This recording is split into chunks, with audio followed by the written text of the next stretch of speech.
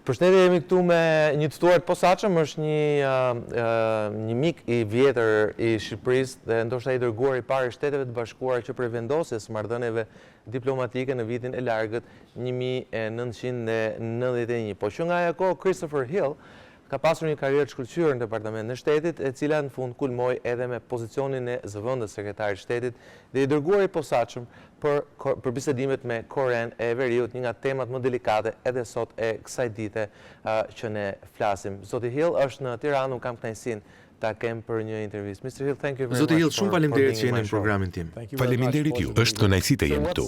Cili është qëllimi i vizitës kësaj herë?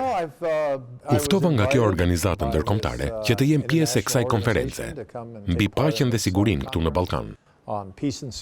Ishte një mundësi për të ardhur dhe jam shumë i lumtur që jam këtu.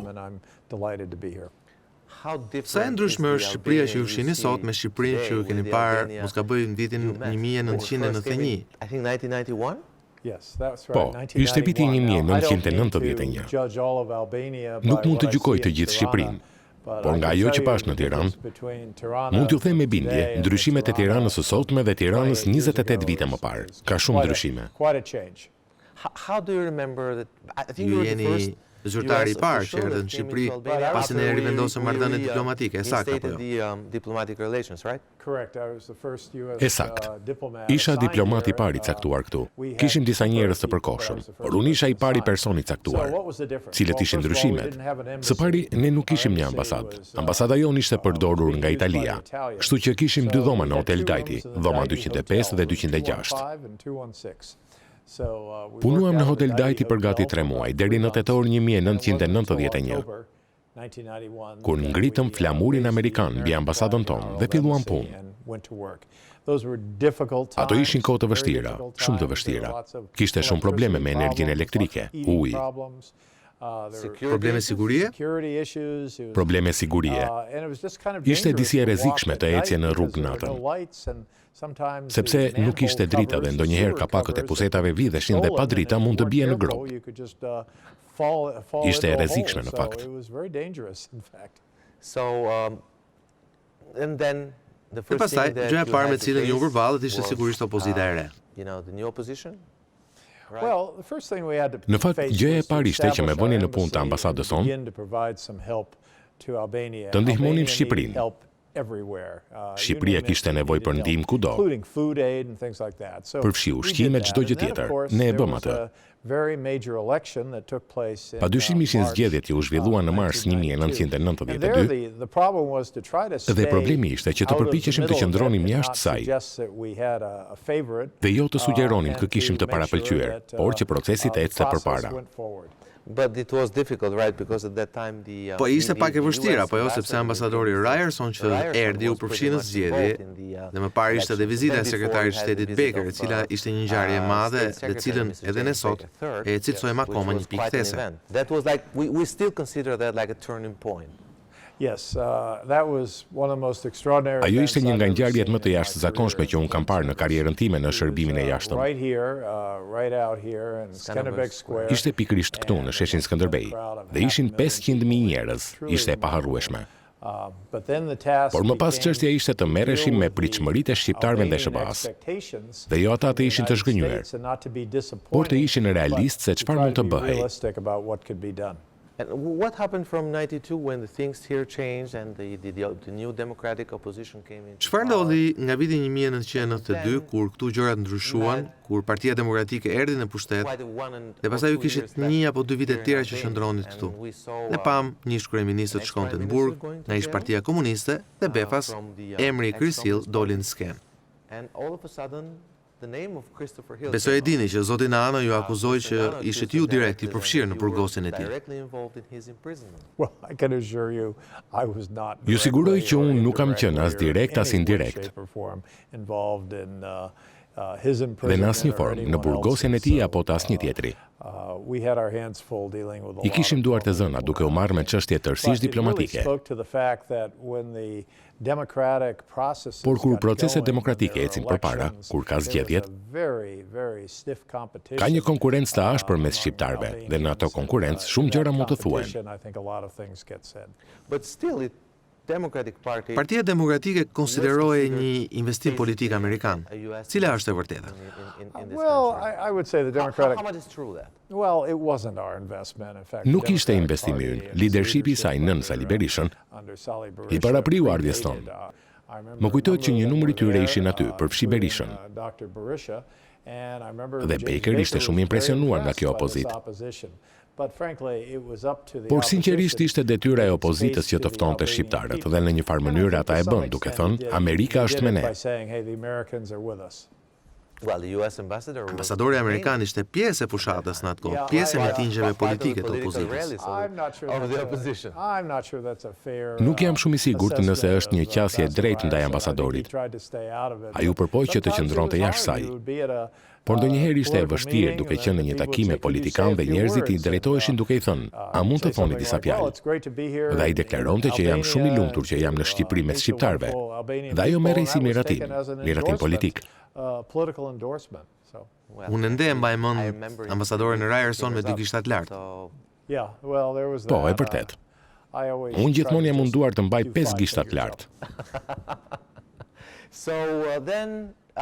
Më pas, në kohën kur ne menduam që gjërat po shkonin për mirë, gjërat shkuan keq. We saw the first sparkles of a kind of a clash. Ne pam përplasjen e parë mes asaj çka amerikanët kërkonin nga Shqipëria dhe çfarë qeveria shqiptare bënte. Përse? Përse ishte kjo periudhë problematike mes qeverisë së parë demokratike dhe Shteteve të Bashkuara, veçanërisht pas vitit 95-96? Especially after 1995-96. Ajo ishte pas periudhës time këtu. Unë u largova nga Shqipëria për të drejtuar zyrën e Ballkanit në Departamentin e Shtetit. Punova me ambasadorin Holbrooke dhe ne merreshim me Bosnjën shumicën e kohës. Më vonë shkova në Maqedoni në 1996 për të qenë ambasador atje. Dhe gjatë kësaj kohe, mu kërkua që të merresha edhe me çështjen e Kosovës. Mendoj që çështja e Kosovës kishte disa degëzime të mëdha me situatën këtu në Shqipëri. Ishte shumë kohë e vështirë për shqiptarët, sidomos disa nga sanksionet kundër Serbisë. Ku serbët përpiqeshin të shmangin ato duke sjell benzinë nëpërmjet vendeve si Shqipëria. Ishte një kohë e vështirë për Shqipërinë. Presidenti Berisha tha më vonë që ai e lejoi vetë atë të ndodhte pasi në të kundërt njerëzit në Kosovë do të vuanin nga uria. Mendoj që ishte një situatë që i shkaktoi shumë tendosi institucioneve shtetërore. Sepse kur ti ke njerëz që duhet të ndalojnë kontraband, ata duhet ta bëjnë atë. Ishte një kohë shumë e vështirë për Shqipërinë që ta ecte përpara si demokraci. Por mendoj që Shqipëria eci përpara. Duke thënë që situata në Kosovë pati tegëzime edhe në Shqipëri, mos po thoni që ajo që ndodhi në Shqipëri mes viteve 1997-1999 kishte të bënte edhe me situatën në Kosovë? Them që kishte të bënte me situatën në Kosovë, sepse ajo që ndodhi ishte ajo që u quajt skema piramidale këtu. Por nëse shihni me kujdes se si funksiononin ato skema piramidale, i jepnin para që ishin këtu për shkak të kontrabandës së naftës, dhe pas arritjes së paqes nuk ishte më nevoja për kontrabandë. Dhe shumë para dolën dhe vendi kaloi në kolaps, duke sjellë që shumë njerëz të humbisnin para. Kjo është hera e parë që e dëgjoj të tillë të thënë nga një zyrtar apo ish zyrtar i lartë i Shteteve të Bashkuara në atë kohë që paratë e kontrabandës ishin në fakt baza e piramidave? Fillimi po. Dhe më pas situata doli nga kontrolli. Po, dhe njerëzit që ishin të fundit, që kishin futur para, dolën që ishin humbësit më të mëdhenj. Më pas me sa mbaj mend ju kthyet në Ballkan sërish si ambasador në Shkup. Isha në Shkup nga 1996 a 1999 dhe gjatë asaj kohe isha edhe negociatori shëbas në Kosovë, duke u marrë me Miloševićin, Rugovën, Thaçin dhe të gjithë ata njerëz. Çfarë mbani mend nga ajo kohë? Kohë shumë të vështira, sepse unë përpiqesha të shisja diçka që askush nuk e donte. Po përpiqesha të shisja një marrëveshje autonomie, për të cilën shqiptarët e Kosovës thonin që ishte shumë pak. Dhe serbët thonin që ishte shumë e vështirë që të shihej diçka që askush nuk donte ta blinte. Çfarë ndryshoi qëndrimin e Shteteve të Bashkuara mbi atë çështje? Çfarë çoi nga një autonomi tek qëndrimi për një pavarësi të plotë? Mendoj se ajo çfarë ndodhi ishte që SBA dhe unë e shpërndam këtë marrëveshje në një vend të quajtur Rambuje. Serbët e refuzuan dhe kosovarët e pranuan.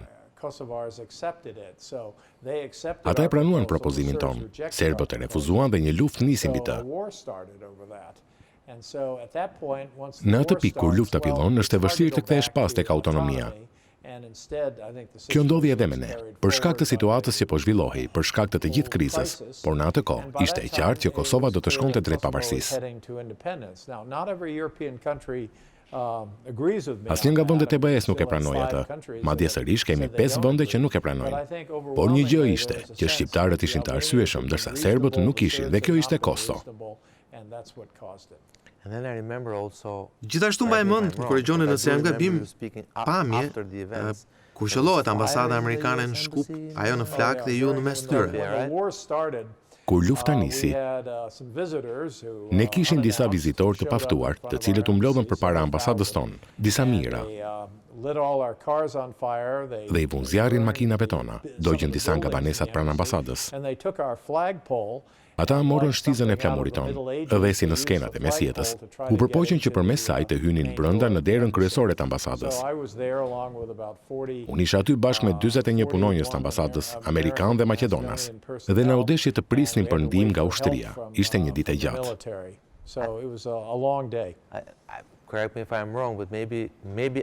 Ndoshta vetëm në Athinë, për e shtuar lindjen e mesme, unë kam parë skenat ngjashme kundër ambasadave amerikane. Në Kinë ka ndodhur. Por në atë ngjarje ne ishim të gjithë brenda dhe ishim të shqetësuar se nëse do lejonim godinën kryesore të digjej, ne nuk do të kishim më oksigjen për të marrë frym. Ishte një pasdite shumë e gjatë. Më kujton pak a shumë çfarë ndodhi vite më pas në ambasadën kur humbi jetën dhe ambasadori juaj në Libi. Po, e sakt. Por ajo çfarë i thash stafit ishte që ne mund të gjenim mundësinë që të qëndronim. Kështu që i kërkuam qeverisë së Maqedonisë të mbyllte rrugën përpara ambasadës sonë. Shtuam rojet, shtuam marinsat dhe asnjëherë nuk e mbyllëm ambasadën. Ne qëndruam.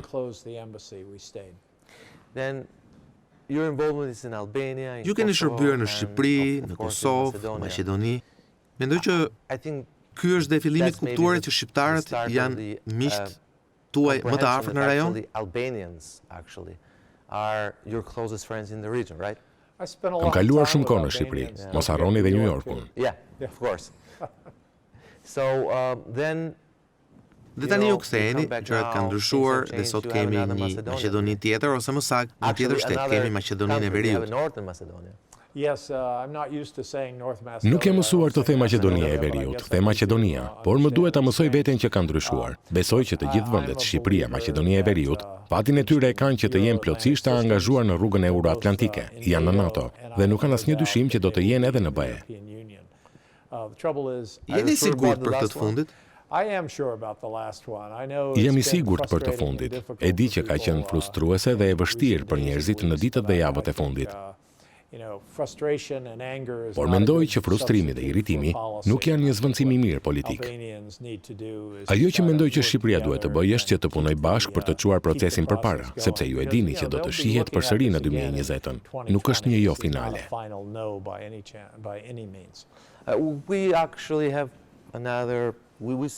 Ne e shohim në një mënyrë më skeptike, sepse Franca e sotme nuk është më Franca e djeshme. Dhe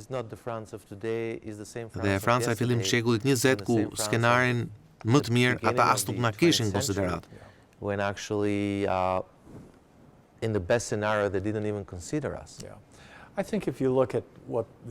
Nëse shikoni se në çfarë rrugë po shkon Bashkimi Evropian dhe se çfarë Franca po kalon, janë çaste shumë të vështira për BE-n. Kjo çështje e Brexit i ka përfshirë të gjithë. Çështja e refugjatëve nga Siria dhe Afrika e Veriut është një problem i madh veçanërisht për Francën.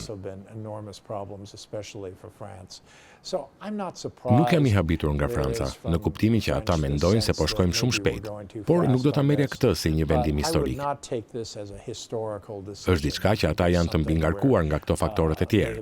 Ne kemi parë shumë politikanë evropianë që duan që të përfundojë kjo punë dhe të sjellin Shqipërinë dhe Maqedoninë e Veriut në Bashkimin Evropian. Ajo do të ndodhë. Dhe çka është më e rëndësishme për shqiptarët është që të mos e kthejnë këtë në një mëri, frustrim apo të mos hanë ushqime franceze. Duhet të kuptojmë që çdo moment do të jetë i favorshëm në këtë proces.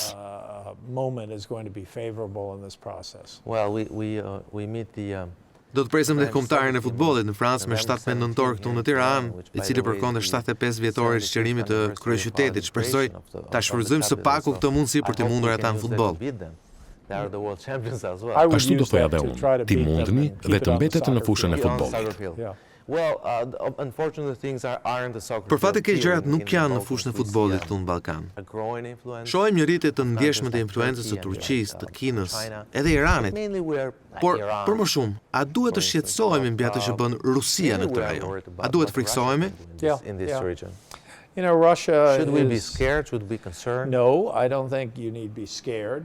nuk mendoj që duhet të friksohemi. Duhet të jeni vigjilentë dhe të shqetësuar, them po. Rusia ka problemet e saj dhe Rusia ka disa probleme demografike. Rusia po vepron duke deklaruar fuqi, çfarë nënkupton që kanë pak vështirësi në rrugën e shkurtër. Çështja është që të kuptojmë çfarë procesesh po udhëhiqen dhe të jemi vigjilentë. Vendi jon mendoj që duhet të bëjë të njëjtën. I think we're pretty lucky to have in this period, which is Jemi me fat në fakt që në këtë periudhë në kohë paqe dhe jo lufte, kemi një të dërguar special të Amerikës në rajon dhe një të dërguar special të presidentit të Shteteve të Bashkuara në një dialog shumë të vështirë mes Kosovës dhe Serbisë.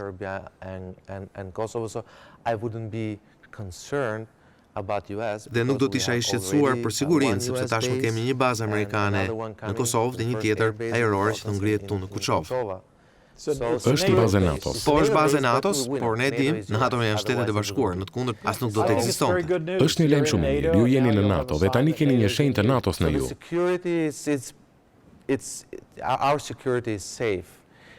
Çështjet tona duken të sigurta, por kur vjen tek rajoni, kemi çështën e Kosovës ende të pazgjidhur. A ka një plan B të Shteteve të Bashkuara në këtë rajon?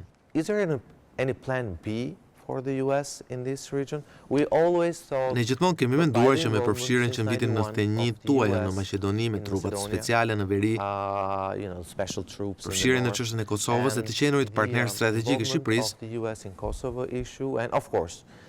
disa prej nesh ne besojnë që Shtetet e Bashkuara e kanë një plan B për shqiptarët në çdo we rast. always thought, and still some of us still believe, that there is a plan B that US has for Albanians just in case. Unë nuk di të ketë një plan B. Like a unification Për of shembull, all Albanians? bashkimi Is shqiptar? there a plan? Unë nuk besoj që SBA mendon në ato kushte. Ajo çfarë Amerika ka dashur të bëj, duhet ta bëj dhe besoj që do ta bëj. Është të mbrojë investimet që ne kemi bërë në këto pjesë të Ballkanit. Pjesë e investimit është të bëjmë që shtetet të ndihen të sigurta me fqinjët, kufijt, t'i sjellim brenda sistemit euroatlantik. Procesi po shkon mirë. Unë natyrisht që jam i shqetësuar nga marrëdhëniet Kosovë-Serbi. E dinim që ashtu do ishte. Askush që në vitin 1999 nuk ka thënë që gjithçka do të jetë mirë. Do të ketë probleme të vazhdueshme. Do të isha pak i kujdesshëm për sa i përket ndryshimeve të kufijve. E di që ka pasur disa interesa për të ndryshuar kufijt. Është një vendim shumë i madh dhe njerëzit duhet të mendojnë mirë. Por nëse shihni botën tani dhe shihni problemet në Siri, në lindjen e mesme, unë nuk e përfshi Ballkanin në atë kategori. Still, when it comes to the border changing possibility, which has Përsëri kur flitet për ndryshimin e mundshëm të kufijve, jo vetëm është diskutuar, por dhe është konfirmuar në nivele të larta. in the highest levels. So I had in my show Kam patur në programin tim presidentin e Kosovës, zotin Thaçi, i cili foli hapur për këtë. spoke openly about it. Okay, he spoke about small E foli për parts, 2-3 komuna në Kosovë që kanë shumicë serbe dhe ku autoriteti i Kosovës është i vogël, gati inekzistent. Dhe një vit më pas pam që gjërat ndryshuan. The authority of the Tani ne nuk e di me siguri se çfarë Shtetet e Bashkuara mendojnë për këtë çështje, por me siguri dim që kemi një të dërguar special, ambasadorin Grenell, i cili është i angazhuar direkt në këtë çështje. Ambassador Grenell from Berlin, who actually is involved E dim directly që Shtetet e Bashkuara duan shumë që kjo çështje të zgjidhet sa më shpejt që të jetë e mundur, por nuk i kemi të qarta opsionet. But we don't know which of the options are. Well, if someone asked my advice on this, Nëse dikush do të më kërkonte këshillën për këtë çështje, unë do t'i thoja, ndryshimi i kufimeve së pari janë të pranueshme bazuar në aktin final të Helsingit të 1975-s. Por njerëzit duhet të kuptojnë që ndryshimi i kufimeve është një vendim i madh, është një vendim shumë i rëndësishëm dhe nuk mund ta bëni atë vetëm mes politikanëve. Ju mund të keni një politikan që të dalë me hartë dhe të vendosë vijën e të thotë këtu e duam kufirin. Kjo është diçka që duhet të pranohet nga njerëzit, sepse ndryshimi i kufimeve ka qenë shkaku i shumë konflikteve në botë. Duhet të jenë shumë të kujdesshëm dhe duhet të pranohet nga të gjithë. Le të shohim çfarë zoti Granell do të propozojë. Do të shohim çfarë qytetarët e Kosovës do të duan, çfarë serbët të duan. Por unë do të isha shumë i kujdesshëm mbi këto gjëra. Especially if there is an ethnic borderline, right? Sigurisht nëse ka dhe një vjet mike të kufirit, sepse mund të hap çështje të tjera për shembull në Bosnjë. Other issues in Bosnia, for instance. Po, mund të hap çështje të tjera. Këto janë çështje të vështira. Janë bërë më parë me sukses, por disa të tjera kanë rezultuar tërësisht të pasuksesshme. Duhet të tregohen shumë të kujdesshëm dhe shpresoj që ambasadori Granell ta kuptojë këtë. Okay, as we said, we Si have ju e two thatë zotë Hill, special sot kemi envoys in 2 të the dërguar Balkans today, special one për from the Ballkanin, një nga US Departamenti i Shtetit e tjetri State direkt and nga the other is presidenti. directly from the US President. Is there A ka një dallim on në këtë issues çështje dhe qëndrim between the mes State Departamentit të Shtetit Department dhe and this presidentit? special administration? Mendoj që duhet të pyesni ata për këtë gjë. Është pak e pazakontë që të shkohet nga 0 të dërguar special në 2 të dërguar special. Nuk jam i sigurt se si kjo funksionon. Di që zoti Palmer tashmë ka detyra për Ballkanin Perëndimor, por nuk jam i sigurt pse na duhen 2 dhe jam i sigurt që duhet të sqarohet kjo gjë. Is that a sign of A është kjo një shenjë një situate kaotike amerikane lidhur me politikën e saj të jashtme në rajon? Nuk do të thoja që është një shenjë konfuzioni, por mendoj që njerëzit janë konfuz mbi të dhe do të ishte e nevojshme një shpjegim më i mirë. A ka një ndryshim në politikën e jashtme të Shteteve të Bashkuara në 3 vitet e fundit, që në momentin që zoti Trump u bë president? Nuk mendoj që ka ndonjë ndryshim lidhur me Ballkanin, por ndryshimi i madh është që presidenti do që të largojë trupat tanë nga ato që i quajnë luftrat e përhershme. Përfshi Afganistanin dhe Sirinë. Dhe kjo ka qenë një çështje e madhe në Amerikë. Presidenti sigurisht është sulmuar në shumë drejtime, përfshi edhe çështjen e shkarkimit të tij. Por nuk besoj që Ballkani është në atë kategori dhe ju nuk do të doni të ishit në atë kategori. No, definitely we don't want to be there. Padyshim që nuk duam të jemi aty. Ndërkohë ju keni mbuluar dhe çështje të tjera si ajo e Koresë së Veriut. Ju keni qenë i dërguari special në bizedimin me Pjenjanin dhe pastaj ju keni një president amerikan që është takuar 2 herë me liderin Kim Jong-un. Si e shihni këtë? The leader Kim. So that was how did you see that? Quite a big change, you know, when I was doing it, I once tried to get Ndryshim i madh. Unë isha përpjekur që ta shtyja presidentin Bush që t'i dërgonte një letër Kimit dhe përgjigjja e tij ishte jo. Nuk do t'i çoj një letër. Unë kisha një situatë ndryshme. Presidenti Trump doli dhe tha: "Unë mund të flas me të dhe mund të jem vetë negociatori për çështje të bërthamore." Mendoj që dëshmon vështirësi. E qartë që Korea e Veriut nuk bëri lëshime nga ato që presidenti kishte në mendje. Sinqerisht jam pak i shqetësuar se ku kjo do të shkojë. Çdo herë që presidenti takohet me dikë nga Korea e Veriut, është një lajm i mirë për Korenë e Veriut, por nuk jam i sigurt çfarë lajmi është për ne. Well, that's a concern for us as well because Është një shqetësim edhe për ne, sepse ne ndjekim politikën e Shteteve të Bashkuara dhe çdo gjë që ndodh atje është lajm i madh për këto. Ju e dini se ne thuajse konsiderohemi si një shtet shtesë i Shteteve të Bashkuara. Ne jemi pak të shqetësuar mbi atë se çfarë po ndodh në Washington sot. Është një çështje e madhe apo Koha do ta tregojë, por kjo çështje e shkarkimit është një çështje e madhe dhe flet për abuzimet e presidentit me detyrën. Nëse ndiqni zhvillimet në Washington, do t'ju thoja të ndiqni me shumë vëmendje. A presni ju që president Trump të shkarkojë? Well, remember there are two steps to the process, impeachment and conviction.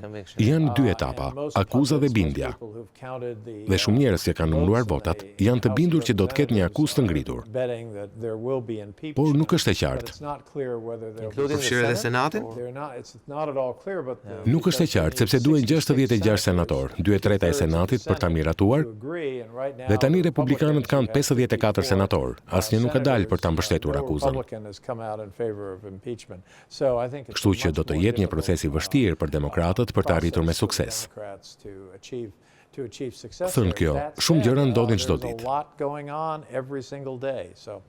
Coming back to Albania, as you said, Të kthehemi tek Shqipëria. Siç ju thatë, kur ju pyeta për burgosin e Fatostanos dhe ju e mohuat që të ketë një të vërtetë në të. Coming back to Albania, then we had Ndërkohë ne kemi ende në proces pjesën e fundit të reformës në drejtësi, e cila është mbështetur fort nga Bashkimi Evropian, por më së pari nga Shtetet e Bashkuara. EU, but of course firstly by the United States. And I remember one story that Po, më kujtohet një histori që një nga miqtë e juaj të ngushtë në atë kohë zoti Selami më tha you were surprised to see in the që ju ishit habitur kur pat në gjyqin e Fatostanos një pjesë të stafit të tij. Nuk e mbaj mend këtë bisedë. Në fakt kjo tregon që ne ndryshuam gjyqtarët pas vitit 92, por i zëvendësuam me njerëz të papërshtatshëm dhe shkalla e padrejtësisë dhe korrupsionit në sistemin e drejtësisë edhe për këtë arsye sot është e lartë. Tani kemi procesin e vettingut ku shumë gjyqtarë dhe prokurorë janë nxjerrë nga sistemi për shkak të akuzave të provuara për korrupsion.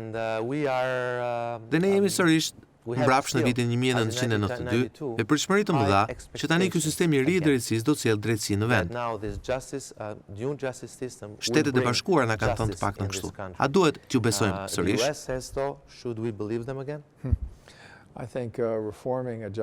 Reforma e sistemit të drejtësisë është një punë me kohë të plotë. Është një proces shumë i vështirë. Një numër vendesh e kanë bërë, por ka edhe vende të tjera që e kanë të përfshirë politikën. Nuk mund të them se çfarë po ndodh këtu, por është shumë e vështirë ta bësh dhe të sigurohesh që të gjithë ta pranojnë. Sepse ka shumë humbës në këtë lojë, po aq sa fitues. Është një gjë e domosdoshme për të bërë dhe është e rëndësishme që të vendoset ndarja e pushteteve. Duke lejuar drejtësinë që të kenë lirinë e tyre dhe jo të ndikohen nga politika. Dhe ky është një nga proceset më të vështira për një demokraci. Unë dua të përgëzoj Shqipërinë për këtë që po bën. Nuk dështoj asgjë për ta kritikuar atë. We actually had from the State Department at least 3 cases. Ne kemi patur nga Departamenti i Shtetit 3 raste të deklarimit të personave non grata në Amerikë, pasi sipas saj dhe asaj që është deklaruar, janë të përfshirë në raste të larta korrupsioni. Mendoni që kjo ndihmon në vendosjen e një sistemi të lirë dhe të ndershëm drejtësie? That helps on establishing a free and fair justice system. Unë nuk mund të flas për ato raste, nuk i njoh ato çështje. Ajo që besoj është që korrupsioni dhe problemet të lidhura me të kanë të bëjnë me institucionet. Më tregoni institucionet të dobta, ju tregoj korrupsionin. Ajo që mund të them është që Shqipëria është duke kaluar përmes kësaj. Shumë vende po kalojnë. Është një nga ato çështjet e vështira për të mbrojtur demokracinë.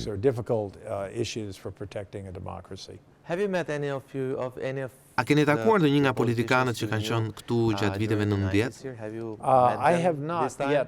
Nuk kam takuar, por jam i sigurt që do të takoj. Cilet nuk do të donit të mos e takonit? Nuk e di, disa do doja t'i takoja vetëm për kortezi, disa për të parë se çfarë po bëjnë tani. Fatosnano për shembull? Nuk e di nëse është këtu, do ishte bukur. That was a nice joke at the end. Një shaka e bukur në fund sepse ndonjëherë dhe ne nuk e dim nëse zoti Nano është apo jo realisht në Shqipëri. Mr. Hill, I thank you very much. It was a real pleasure. Zoti Hill, shumë faleminderit, ishte një kënaqësi. Ka shumë çështje për cilat do dohet flisnim, por koha fluturon. Ju uroj gjithë të mira dhe ju falenderoj për gjithçka keni bërë për këtë vend dhe për shqiptarët. Faleminderit. Faleminderit shumë. Thank you.